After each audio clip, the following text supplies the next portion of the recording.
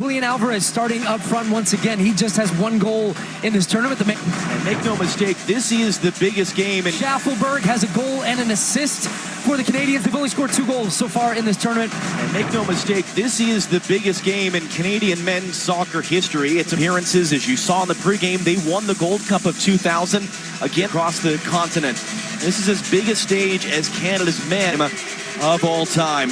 It is warm, it is humid, it is Ardent control, and even that was the case last Thursday in Houston against Ecuador until it wasn't, and they scored in stoppage time, and they very nearly won before Argent being sent off. They scored just 1 goal, but it was enough in the win. DePaul clipped in towards Alvarez. Well, the hunger of Tagliafico there was impressive for Argentina on a heavily watered pitch.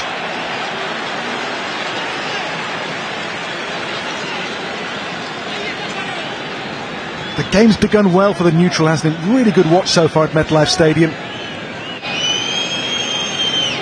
We'll have the World Cup final here in 2 years. Johnston. Header on there for Carl Larin. Now Richie Laryea for Canada. They've unsettled Argentina so far, the way they've gone about this, Canada. To be the one to pack the punch, and he's done precisely that in the game's 23rd minute. DePaul makes it, and Alvarez took this wonderfully. He scored to break their hearts in the first game on match day 1 in Atlanta, and now at MetLife Stadium the semi-finals first goal is scored by Alvarez and by Argentina. They jump for joy, and they have the lead in the first half. What a ball by DePaul to find him though, first of all. Alvarez, his goal in the group game, his first since the World Cup semi-final, by the way, for Argentina. Again, against Canada, has done the damage for the Albiceleste.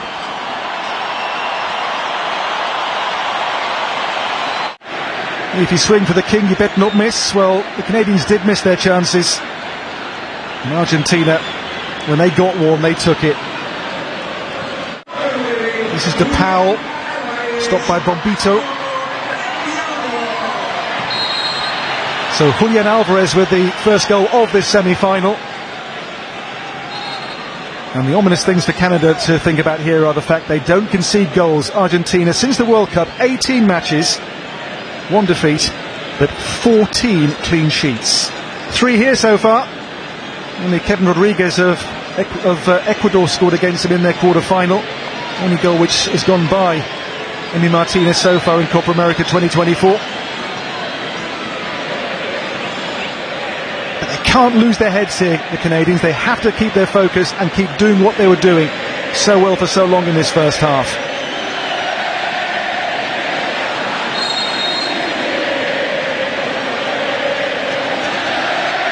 In here by Alphonso Davies for Canada. This is Alistair Johnston. Richie Laryea. Johnston's cross. And too near to Emi Martinez. He has his very neat and patriotic hairdo again today. The flag cut into the side of his head. Goals in 54 last season across all competitions for Manchester City. Often in Erling Haaland's shadow at club level, but for Argentina, and this being it, through the legs of Maxime Crépeau.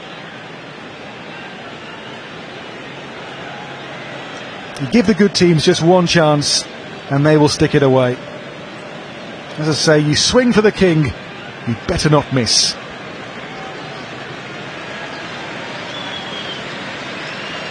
And Alvarez certainly did not. Canada has lots of ability about it, doesn't it? That's a great ball for Di Maria for Argentina. Di Maria runs on here for Messi. Messi still, oh, Messi wide. Waiting for his first goal in this competition, still Messi. A man with 13 prior Copa America goals under his considerable belt. Messi here twisting and turning like the Messi of old, with the shot whipped beyond the post.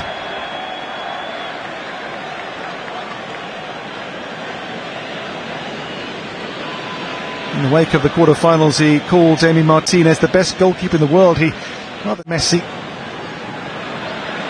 Falls here for Montiel, for Messi. And Di Maria. Di Maria still here. De Paul. It's Messi. Messi's chip. As the game wears on, becoming more and more of a force in it here, Lionel Messi.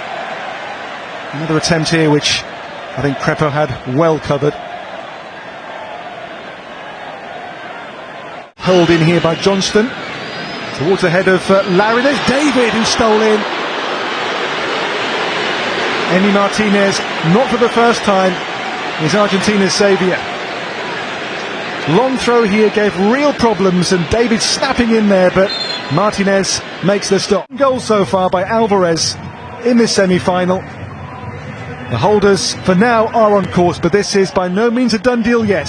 Half-time score, it is for which these are the closing stats. You can see the ball being bossed so far by this semi-final. Behind him, number 9, Julian Alvarez. The difference. The Canadian huddle. The second half then underway at MetLife Stadium. The lead for Argentina. A goal by Alvarez, who I think has won the free kick as well here. In the first meeting, it was a goal early in the second half from Alvarez, which opened up the Canadians in Atlanta 19 days ago. He's won the free kick here in a good position in the second.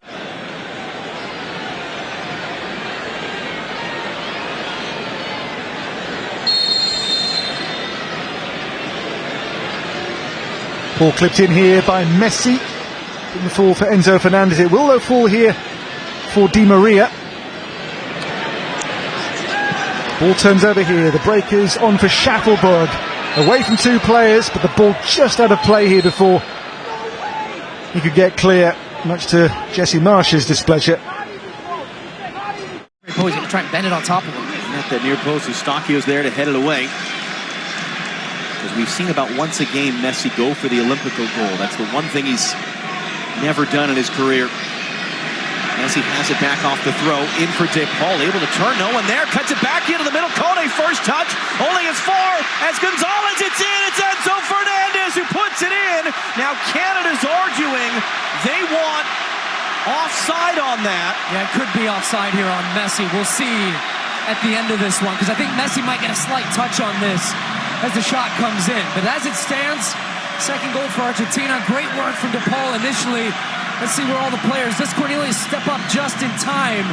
We'll get a better look from the 18 cam as we look down the line. But just good work from Fernandez. He has so much time and space here. There's the little touch from Messi. He doesn't even seem entirely convinced at this point.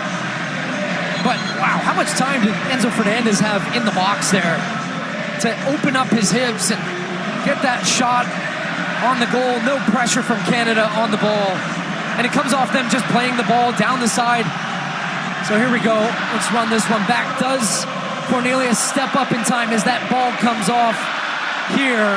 No, it looks pretty clear like not. Let's see when it leaves his foot. He recognized he was deep. He was the man that had to stay with De Paul. Now he's trying to quickly get out and get in line with that last defender as well.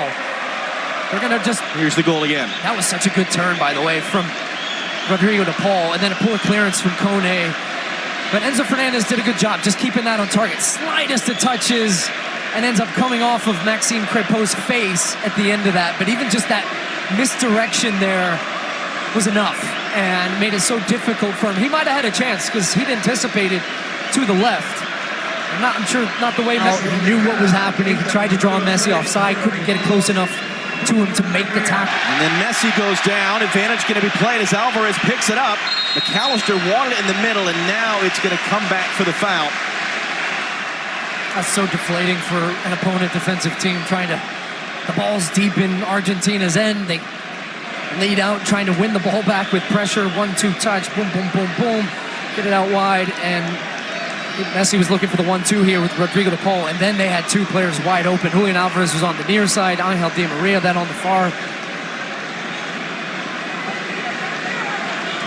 Luis Bombito is down. Back to his feet, 24-year-old from